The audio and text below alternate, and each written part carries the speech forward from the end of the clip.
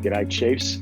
Well, it is a very special day. I'm joined by Jim Roddy, and this is a great example of how social media and LinkedIn and networking can do wonderful things for your career. Jim lives on the other side of the planet, and but together we both have this passion for career excellence and mastery. And Jim's the author of The Walk-On Method, and I wrote the book Chief Maker, and it's all about career excellence, career mastery.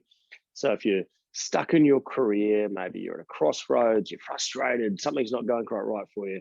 Hopefully, Jim and I are going to do 4 or 5 videos here, and hopefully in one of those videos you'll get a maybe some little snippet that'll help you accelerate your career. But hey, Jim, great to hang out with you, mate. Yeah, great to talk with you as well. Again, like you said, we're on opposite sides of the planet, but there are a lot of common themes that we've found in our own experience and a lot of the successful people that we've studied. Looking forward to chatting with you about that. Yeah, and we've got a very similar history with a real passion for sport as well as business. And our world now these days is all business, so we're looking good forward to finding some nuggets there that we can share. Jim, one of the things that I think is really important, and it's underestimated, is getting to a place where your head is in the game, so to speak, when you walk in the office and you're really thinking about how you can get better. This is career mindset. Mate, you've come across some phenomenal people. Can you tell us a bit of a story about someone that just got that career mindset right? Sure. I guess I'd like to start with my own personal story before we dive into some other folks, because I want to show how this mindset of ownership is just so important to me. So first it starts, if I can start with a personal note about my health. So when I was 32 years old, well, first, before that, my dad had passed away when he was only 52. And so I started in my 20s, early 30s, going to get blood work.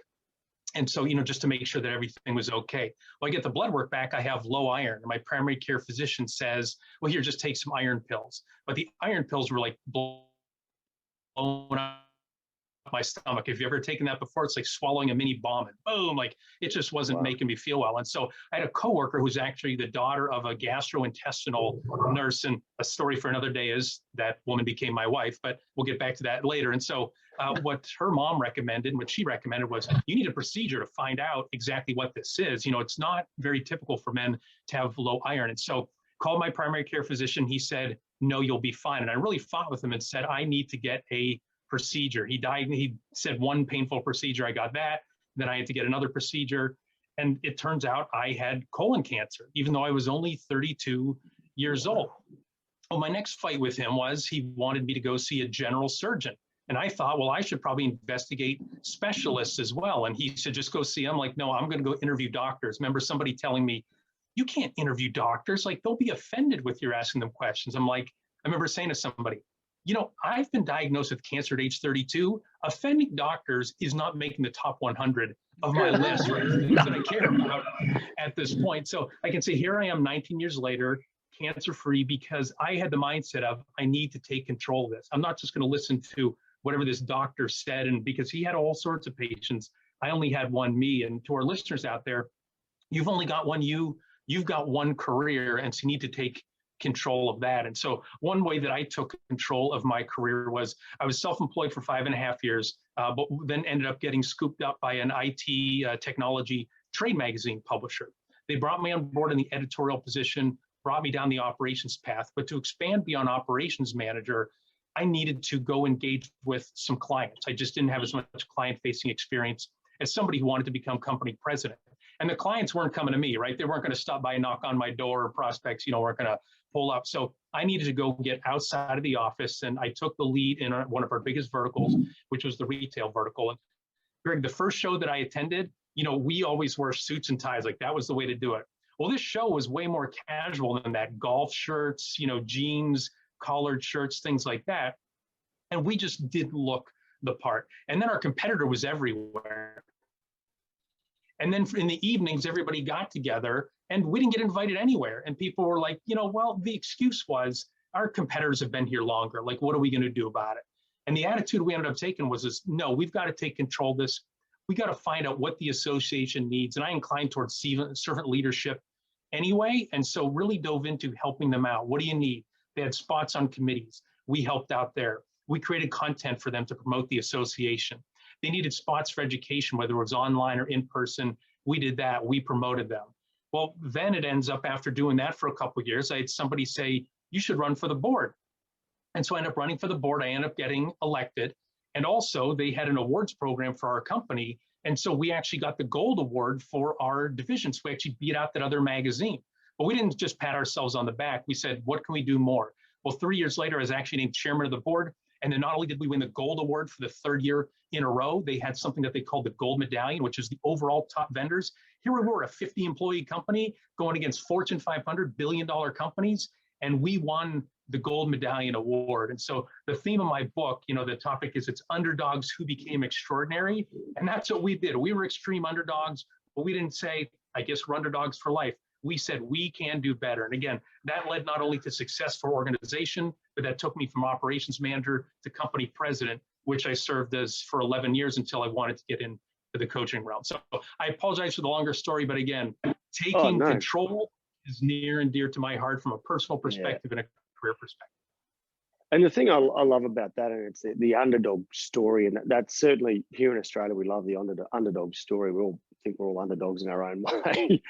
But it just says, and there's another point you make in your book, which I really love, is, was there anything that you did that wasn't in your control?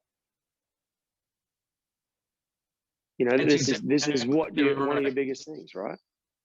I love that. Exactly. You have to figure out what can you control. You cannot just say I'm the victim. You can't wait for somebody to, knight you, right? Put on the shoulders here. Yep. You can go get this. Like people talking about receiving a promotion or receiving something, you've got to go earn it. And that's, we might dig into this later.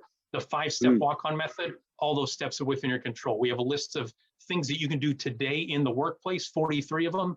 Every single one of those are in your control. You don't need some advanced degree. You don't need to work for a particular company. It's just actions you can take to do better. So I guess, Greg, that's my story. I'm curious about yours. Tell me about a mindset story. Well, mate, I think the core mindset that I bring is, and it's so similar to yours, is career ownership precedes career victory. And the number one question that I like to ask people is this: who is it right now that owns your career? And just write it down. And if you put down, normally it's one of 3 people, right? Actually, it's one of 4. It's HR, it's your boss, it's you, or it's no one. And the way to answer that question is to ask yourself, who is funding my learning and development? Now, if your boss approves it and ticks it, then it's your boss owns your career. If it's HR, then they own it. If you're paying for your own career, then guess what? You're in charge. And if no one's paying and you're doing no learning development, then guess what? No one owns your career. It's almost the worst of all of them, right? It's nothing to control at all, right? And I had a moment where I jumped to work one day, and I remember getting in the elevator in this particular building, and it was just slowly the culture in the place was so slowly sucking the life out of me. It was just so bureaucratic and dead. It was a government agency, and I was like, oh, come on. And I remember getting in the elevator. Sometimes when you go in the elevator, you're first in, you put your back to the wall, and people file in towards you. And I remember doing that, and I looked up, and the people walking in, squashing into the elevator, were like, that's like zombies. And I thought, I can't stay here any longer. And so that's where I said, right, I'm going to own my future here. And at that point, I'd been really just floating along. And that was the path after that, a whole range of things that I did that got me into coaching years later. But that was such an important moment for me to realize that there wasn't anybody in this building that was really going to help me go to where I wanted to go to.